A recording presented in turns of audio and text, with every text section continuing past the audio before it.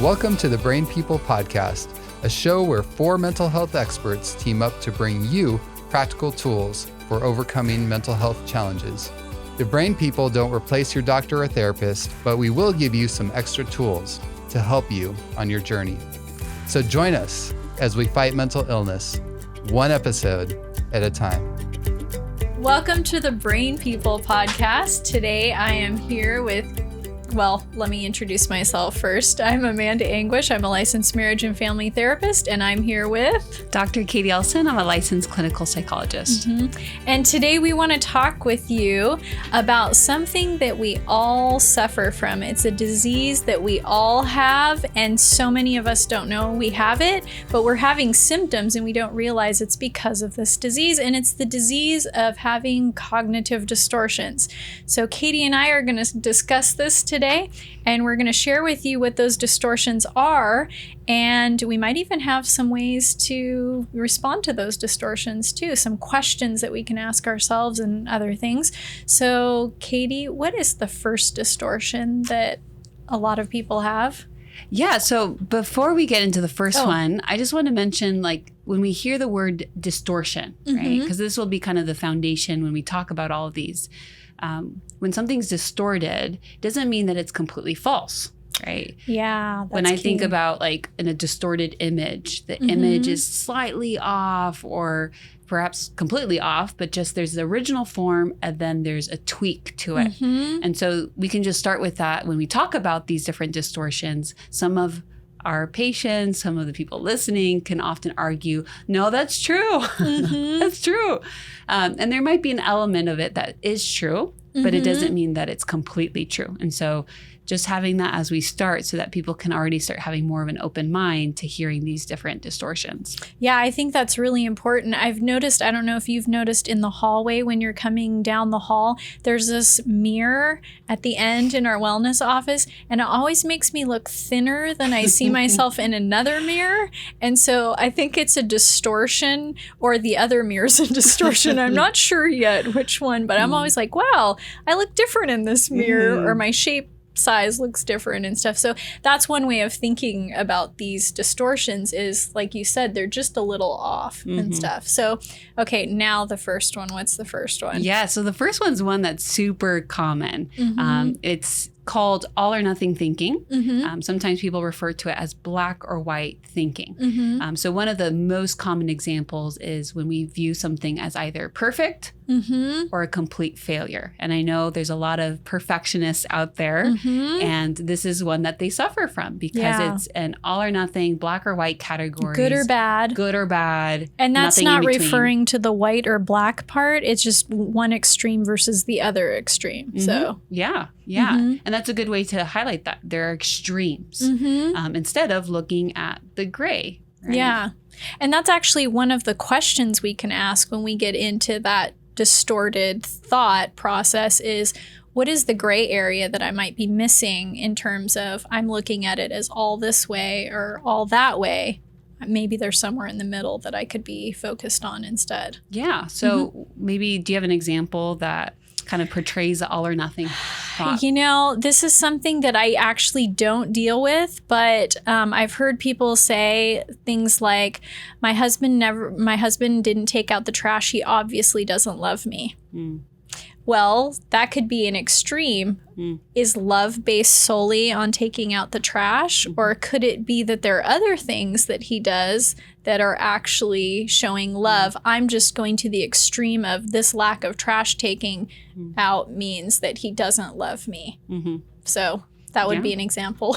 Yeah, one example that I think of often applies to diets and dieting. So if I eat something that I shouldn't, which we'll come back to that, I completely ruined my diet, right? So it's one little thing goes from I'm doing perfectly my diet to all of a sudden it's a complete bust. It's a complete failure. Yeah, I've even heard people in my group say things like, oh, I was doing so well for 3 weeks and then I just did this thing that I knew I wasn't supposed to, so I totally messed up. Why even come to group anymore? Yeah.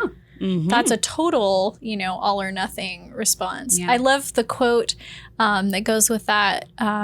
When you find out you have a flat, why, actually I'm butchering it, but don't slash your other 3 tires just because you got a flat. That's an example of all or nothing thinking and stuff. I love that because none of us would actually slash our other 3 tires just because we got a flat. And we can already start seeing the impact of this type of, distorted thought. It's not just a simple thought. It really impacts then your other 3 tires. And so you just, or your complete diet or whatever it may be, because it's going from one extreme to the other. And I think that's important with distortions is that we recognize that they tend to be pervasive. So if I have an all or nothing thought, I might want to look at how many all or nothing thoughts I have in terms of my life, because I might actually be sabotaging things based on this one thing that is I'm taking it to the extreme. So how about number 2? And we're not going in any specific order. So number 2 can be somewhat similar. It's called overgeneralization. So there are different definitions. I don't know if you have one, Amanda. Sometimes ones that I read are not general enough. But one that is often used is that when you see some negative event, you predict that it's like a never-ending pattern of that event. So I like to think about it's like throwing a blanket over an event or a circumstance in your life. Yeah, that's true that there are some different definitions of it. And I'm trying to think of like a good example.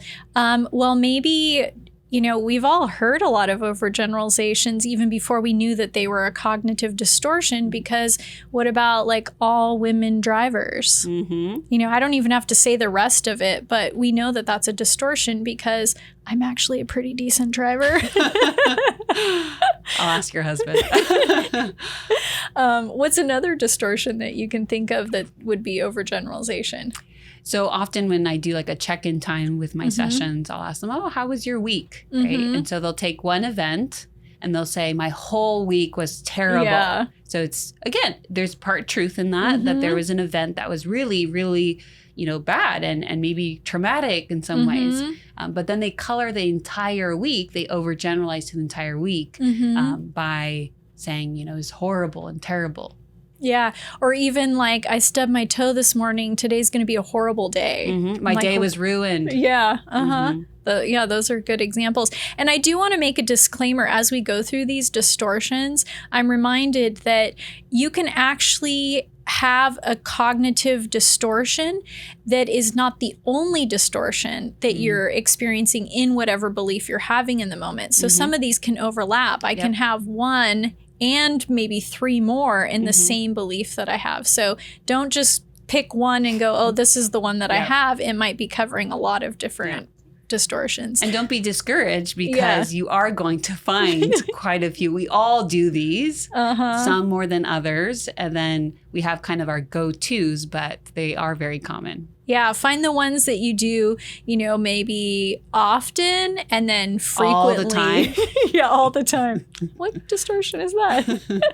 How about number 3? So number 3 is mental filter. And this one, as it sounds, right, you're filtering out the good and filtering in or keeping the negative. And so if you think about life, that's often life. You have the good and the bad. But then you have like this focus of always looking at the bad and holding on to the bad. It's kind of like, when people say negative Nancy, right? It's this person that has a tendency towards filtering out the good and holding on to the bad. And we don't assume all Nancys are negative. Yes. But yeah, some of us are just the way we've treated our brains over time, we're naturally more inclined to pick out the negative things in something versus the positive things. So a way to respond to that is to kind of do that forced, like, let me try to see something positive in this situation versus just the negative. Yeah, I think often we're trained in this way. So for example, when children come home with their report card, right? They have all these A's and they have like 1 B+. What do the parents do? They highlight. How come you got that B+? You should have gotten an A. So what parents just showed the child is you filter out all the positive and then you hold on to the negative. And that actually goes with the next one too, number 4, because I call this like advanced mental filtering when well, you can say what it is. No, go ahead. Yes. Well, disqualifying the positive. And that kind of goes with the report card thing. We'll oftentimes, there are a lot of good things going on, but because there's something bad happening, we disqualify all those good and we just focus on the bad. Or even if it's a good situation, like, somebody could look at the rain outside. We don't have any rain outside right now, but you could look at the rain and do a negative filter of, oh yeah, it's going to be a gloomy, doomy day. But then it could just as easily be sunny outside, and you could say, oh, but we need the rain. Yep. It's a beautiful day, but I'm going to focus on the negative part of it versus all of the positives of it too. And there can be some positives in rain as well. And they say this distortion, the discounting the positives, is often one of the most dangerous, is because your life could be completely full of good things, and still you look look at the good straight in the eye and still decide to discount it. So it's like people come and give you compliments, or you're being very successful in your career, and then you're like, oh, it's just a fluke. Yeah. Or, it's just, my boss just likes me. Or, well, there's only, a few psychologists in this area. So that's why I got this award, whatever it may be. And I think it's important too to recognize that when we do this distortion of disqualifying the positives, we're actually making it so that we don't see good things that are happening, and we're actually putting this dark color over everything, and we're missing things that are. And sometimes we think of it in like we're being humble, maybe like, oh, if I discount this thing that I did, that I'm being humble. And so we think like maybe it's a positive, even though it's disqualifying the positive. But that's actually not a realistic way of looking at things. We should be able to accept the good and the bad, not just have to feel like, oh, I have to put myself down because I'm getting this award or something because it'll make people feel better. That doesn't help other people when they think about maybe getting an award too. We don't want everybody to disqualify it and that sort of thing. So how about the next one? So the next one's super common, right? I hear this one a lot. Jumping to conclusions. And it could be broken down into two main ones. First, mind reading. So this is as it sounds, right? You don't like me, do you? No, I'm just kidding. Like, what do you think about me right now, Amanda? Yeah, it's when you try to read other people's minds. And, we can try this, but this one specifically, when it says jumping to conclusions, this is not, I wonder what they're thinking, but really, oh, this is the way that they're thinking. So we've already made our mind up. Yeah. So sometimes when I'm subbing for your group, I'll use this example of like, oh, let's say you walk past Amanda in the hallway, right? And you say, hi, Amanda. And she walks right past you. What do you think? If you jump to the conclusion of like, oh, Amanda's mad at me. Oh, I just know that. What did I do? I did something. That is mind reading, right? Because you have no idea. Like, what are other, if you know Amanda, what are other, possible solutions or alternative ideas? She's busy. She has something on her mind. I've never seen you wear AirPods, but some people, right? They have AirPods, so. Yeah, and that probably won't happen, but I might say like, yeah, sorry, I gotta go though. But it is true, and I've had people even where I've been tempted to believe that, oh, they had this on their mind, only to come back like 30 minutes later and go, oh, that's probably what it is. I just thought I knew. And I've heard some research too that says that even when we think we know somebody really well, we're actually like maybe 25% accurate in actually knowing what they're thinking in a moment. But it also causes us to miss cues in conversations too, and miss important things in conversations. If, like, say we're talking and I think I already know where you're going with what you're saying, well, I may not miss some transitional word that you use to go in a different direction, and I'm already like, Katie, what about this, and why did you say that? Because you're onto something else or going in a different direction with it. Yeah, that's really important, because a lot of times when we're doing mind reading, we're so in our heads that we are missing those cues. Yeah. And, this happens a lot in couples. Couples are like, oh, I know my spouse. I've been together, 30 plus years, and I know what they're thinking. But even in couples, right, maybe you can predict at times, or like, oh, you were accurate. But I've had cases where they say like 9 out of 10 times, yeah, the silent treatment, the spouse is doing it on purpose. Yeah. But other times that spouse is like just silent because they've got something on their mind or doing something else. And if you just assume that, then you start acting in a way that then can self-sabotage your relationship. And so it's best to just ask. Yeah. And maybe it's, correct what you were assuming, but maybe it's not. So why not just ask? Yeah, I love clarifying questions because it keeps you from looking like a fool sometimes too, because you might think you know what somebody's thinking, but what if you go and act on that belief and then come to find out you were wrong? It saves you a lot of like embarrassment and stuff. So asking those clarifying questions can help. What's the other side of, or the other jumping to conclusions? So fortune telling, this is when we predict that the future will be negative. And I don't know about you, Amanda, but I do not have a superpower of predicting the future. Not yet. So we don't know, right? And I often tell people a way to reframe this thought is just simple, I don't know. I don't know what they're thinking. I don't know what's going to happen tomorrow. Oh my gosh, I'm going to fail the test. And if I fail the test, this is going to happen. You don't know. They say 85% of things that we predict negatively happen never do, or that we worry about. And yet we prepare so much for those negative things to happen only to find out they don't actually. Yeah. And there's the Bible's so wise. There's a proverb that says, don't worry about tomorrow, right? Each day has enough trouble of its own. And so if you're worried so much about tomorrow, then you're missing the opportunity of changing your life today. And I think one of the ways we really sabotage ourselves is when we anticipate something is going to happen or not happen. Like, say, for instance, I'm anticipating that I'm going to mess up in some project at work or something like that. Well, how hard do I actually then try to succeed at it if I've already believed like adamantly that I'm going to fail at it? We actually put in less effort when we jump to conclusions because we're already thinking we know what's going to happen. Yeah, self-fulfilling prophecies. Yeah. So the next one, what's the next one? The next one is magnification or minimization. So I actually, when we talk about magnification, I like to use the label more of catastrophizing because it just fits so well, right? When we catastrophize something. So magnification is blowing something out of proportion. Minimization is shrinking in its importance. And I think sometimes we often also magnify magnification and don't talk about minimization. But I hope that we can talk about both. I love minimization. So there's some good stuff with minimization. Yeah. So, Amanda, do you have an example of magnification? Yeah, magnifying is when we, like, this is going to ruin my life or something like that, or this is awful, or this is horrible. I actually had a client once who was pretty much not quite catatonic, but doing a rocking back and forth and saying, this is horrible and this is terrible and this is awful.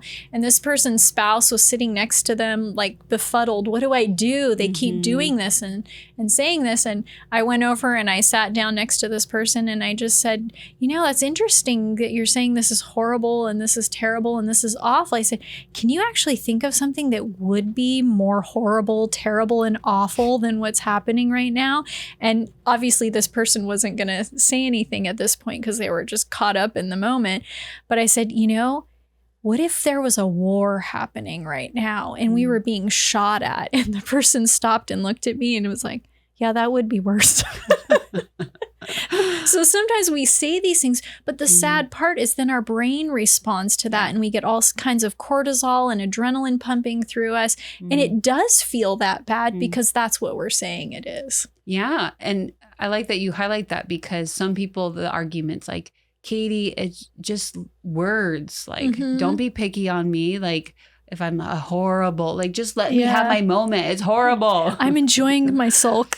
Yeah. But you're right. It's what we speak, right? Our body responds to that. And so a simple way of correcting this is to change our language, make it less colorful instead of horrible, right? Boil it down to the truth. The truth is, okay, this is where it's not to minimize. It's hard, right? Yeah.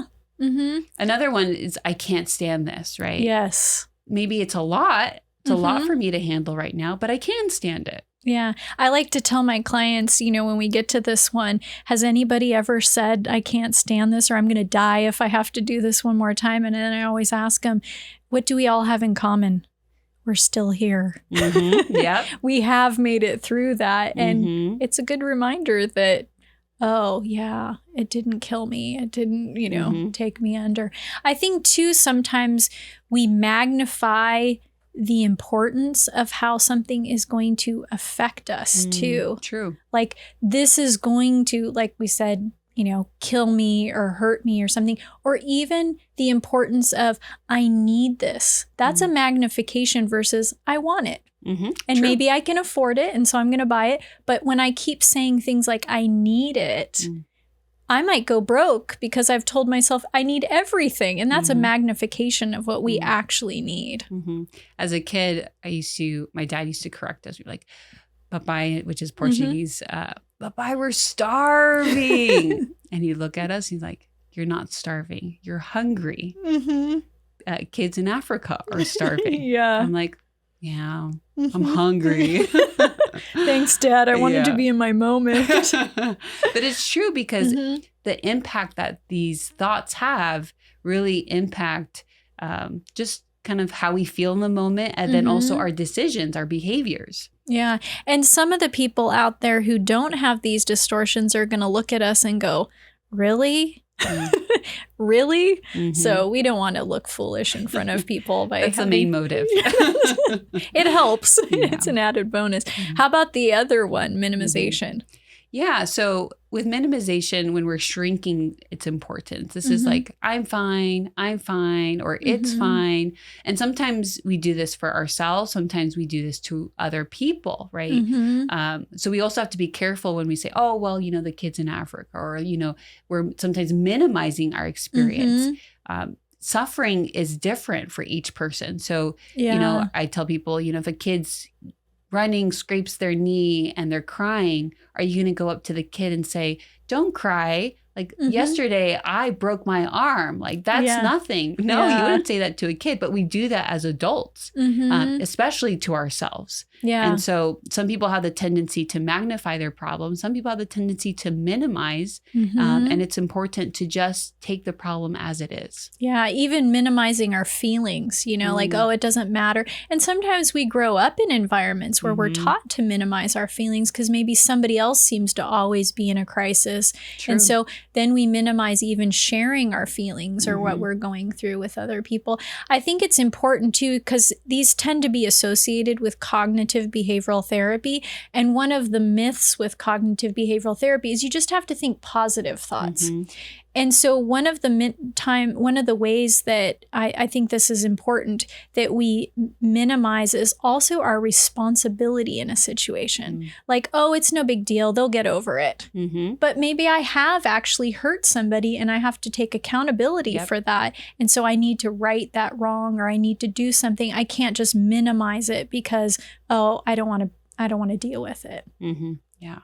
And so these distortions really impact how we feel, but also our relationships. Absolutely. Yeah. So how about the next one after magnification and minimization? Yes. So emotional reasoning. I have some emotions coming up inside me just as I talk about this one. I struggle as a clinician with individuals that have this distortion. And the reason why is, let me describe it. So as it sounds, emotional reasoning, you reason based off your emotions. So you draw conclusions based off of your emotions. So if I feel a certain way, then it must be true. So if I feel guilty, I must have done something wrong. If I feel like I don't want to do something, then I don't do it. And feelings are not bad, but when we conclude and we reason based off of them without checking them, then it can be very problematic. Yeah. And so as a clinician, if somebody's only basing everything off of how they feel, it's really hard to use kind of logic, wisdom, or other things to really check our thoughts. Yeah. And I think this is one that's getting harder and harder as a therapist to tackle in my sessions too, because I notice society endorses emotions quite heavily in terms of and it works quite well for, getting people to buy things they don't need, and sort of like, even I hate to say this, but even that commercial that was around when I was a kid, choosy moms choose Jif. Like, well, what kind of emotion is that trying to evoke? Well, if I don't give my kid Jif, I'm not a choosy mom. I'm not a good enough mom. So I better get my kid this kind of peanut butter because that's what's going to make me a better mom. And so interestingly, we do a lot of things based on emotions, not realizing that emotions are supposed to correspond with what's actually happening, not on their own. They're be important. So, yeah. And even the news these days, right? You can think about, what is your truth and whatever you feel to be true. And so, I would say it is increasingly becoming hard because it's being promoted as the way of life is reason based off of your emotions, how you feel. Yeah. And even loving somebody, like if I feel love towards somebody, but everything about that person says, run, danger ahead, you're going to get hurt. Well, I'm going to go based on how I feel and stuff. So this one especially causes a lot of problems. And I think we all can have an easy time at having trouble with this one because if we're very focused on our emotions and maybe we've taught to be focused on how we feel, whatever makes you happy. Well, what if it makes me happy now, but it doesn't make me happy long term? Should I trust my emotions? And I think we do this, with kids, we have the right idea when, a kid says, I'm afraid, I don't want to do it. And the parent says, well, just because you're afraid doesn't mean you don't have to do it. Look at all the kids look friendly. Let's go play with them or let's go to school or something like that. That fear doesn't necessarily mean that there's fear-based evidence that kid shouldn't do that thing. And so we encourage them to do it despite their feelings. And then they wind up finding out, oh, it's not that bad. Yeah. So, and sometimes, they're like, I'm afraid, I don't want to do something. And that fear is valid. So it's not the feelings, it's facts and then feelings. If the feelings don't match the facts, then we should not disregard them, but go, okay, let's put those in check until we do have the facts that go with that. Okay, that's a good one. We could spend a lot more time on that, I'm sure. How about should statements? Yeah, so I think should statements is another very common one. And as it sounds, should statements, we put a lot of pressure on ourselves by using I should, I must, ought to, have to, or we put that on others. Yeah. They should do this. They have to do this. And this one's particularly difficult because we think that we use it to motivate ourselves. I should exercise. And some of you might be thinking, well, what's wrong with that? Right? And especially like when I'm talking should do well at work. I should come to work on time. Right. And then some of my clients are Christians and they'll be like, I should go to church. I should read my Bible. But there's an element that takes away personal choice with this. It's an external pressure instead of an internal choice or motivation versus I want to, I would like to, it would be good for me to versus I have to, which then results in a lot of guilt and shame as well. Yeah. I think of it in terms of like a rigidity to life versus even when duty calls for me to do certain things, I can still enjoy it while I'm doing it. And that focus on shoulding is a lot more rigid than a flexibility like, hey, I get to do this or I want to do this and stuff. So, yeah. Yeah. And it's amazing. Sometimes I have clients who do this a lot, just change their language. And they come back a week later and like, wow, like I am doing the very things that I was telling myself I should do now more than when, just by changing, I want to, or maybe I don't want to right now, but I want to because I know it's good for me. Yeah. And I think a lot of where these distortions come from, maybe early on in life where we learn these distortions from parents or teachers or pastors, even whoever it is. They don't realize that they're using a distortion. And so we just pick it up and we go, oh, I guess this is how I'm supposed to think and talk to myself. But in reality, maybe I could have joy in doing this and appreciate doing this sort of thing. So, and taking responsibility that life is, it is my choice, right, to do something. There's no shoulds in life. And I don't need to put that on other people either, because that results in a lot of anger towards people. With, driving and someone cutting me off. A lot of the anger is because, they should drive this way. But, live life based off of how people are doing things, not how they should do them. Yeah. And sometimes we make our shoulding about things that really maybe nobody can control. Like, you should go faster. Well, we're in traffic and nobody can go over 20 miles an hour. And what is everybody supposed to do? Just like pull off so I can get through. And that's where the anger comes from, is we have these expectations that are beyond normal. So how about the next one? So the next one's labeling. So this is when we place a label on ourselves or on other people. And the way to catch this one is whenever there's an I am statement, right? Where you are, I am, so you stub your toe. Oh, I'm so stupid, right? That's an easy one, even when you know better. Yeah. Or you're driving again and they cut you off. Oh, you're such a jerk, right? We have these labels. But what's problematic about these labels is that you're basically attaching a label, an identity to someone based off of what they do or their behaviors.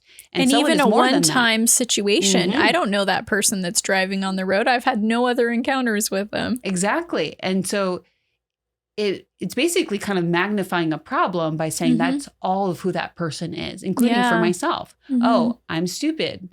Are you really stupid for stubbing your toe? No. What human hasn't done that? Exactly. I'm so human.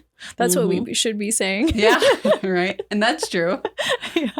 And we use this too, like the medical field is trying to change this. Instead of saying, that person's a diabetic, that person has diabetes, because they're more than their diabetes. But when we say diabetic, I am, it also is kind of like condemning yourself. Well, there's no point in changing. I am stupid, or I am diabetic. I am a schizophrenic. No, it's a part of me, but it's not all of who I am. Yeah. Labels are for practitioners, not for the person that we're labeling. That's just for us to treat the situation, not for them to define themselves by.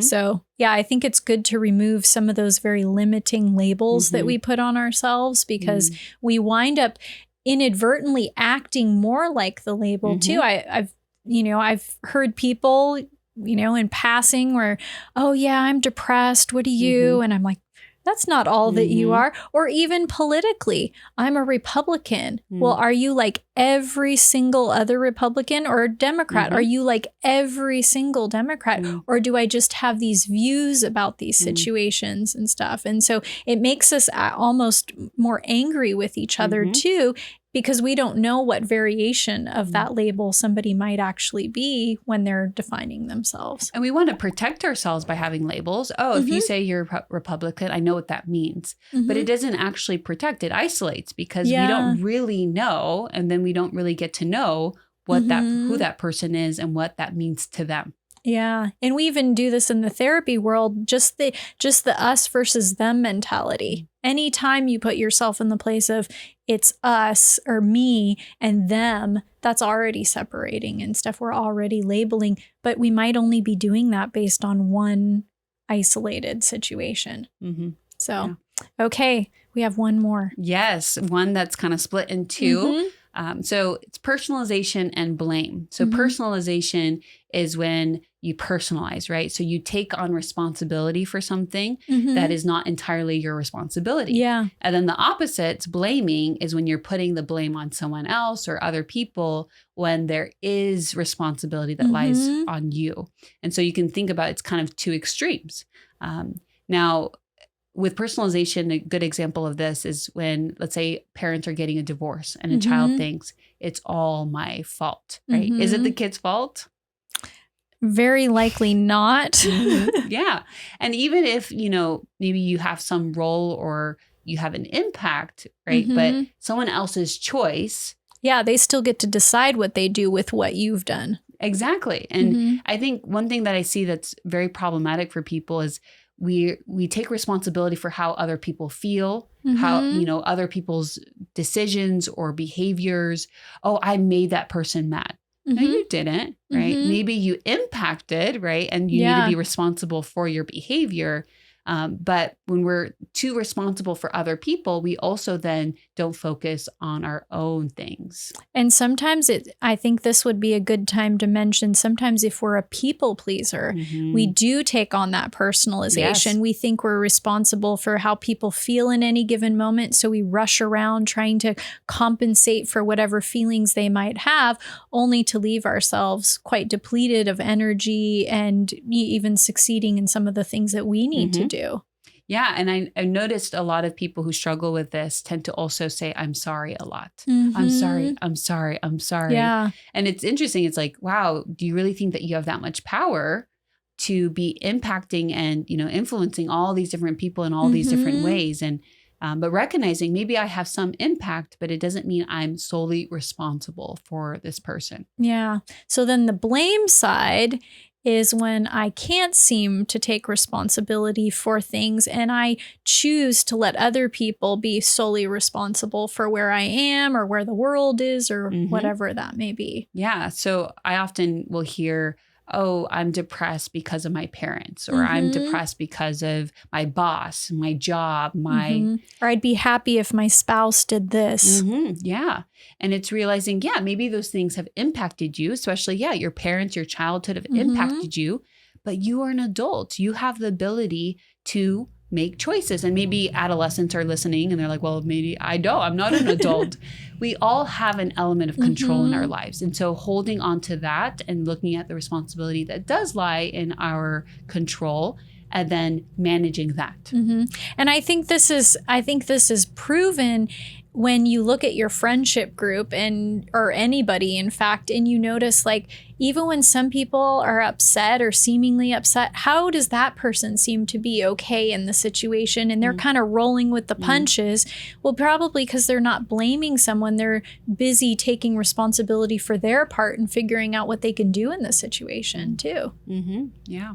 So, well, we wrapped all of them up. Should I give them a bonus one? Yes, do it. So one of the ones that I see a lot of times is the distortion of self-worth is based on what I've done, what accomplishments I've had, what physical features I, tend to have or look like and those sorts of things versus just the fact that I'm a human being. That's what gives me value. And so we look at, oh, well, I'm not as pretty as that person, or I'm not as athletic as this person over here, so therefore no one will love me. But in reality, if I have anything to offer, I'm worthy. I have worth to me. And you can think of, sometimes it's hard to recognize this for us, but when we look at other people, if you came to me and you said, oh, I haven't done this, and so I'm not good enough, I would never think that all of your value was placed on whether or not you did that one thing. And I would be able to tell you that, but sometimes it's hard to recognize that in myself. And I love that quote by Eleanor Roosevelt. She says, you can't think any less of yourself, I'm paraphrasing, without your own permission. So in order for somebody else to say something about me and me believe it, in order for me to believe something about myself, I actually have to agree with it in order for that to have an effect. And a lot of times we do this, that distortion of my self-worth is based on something exterior versus just innately being a human being.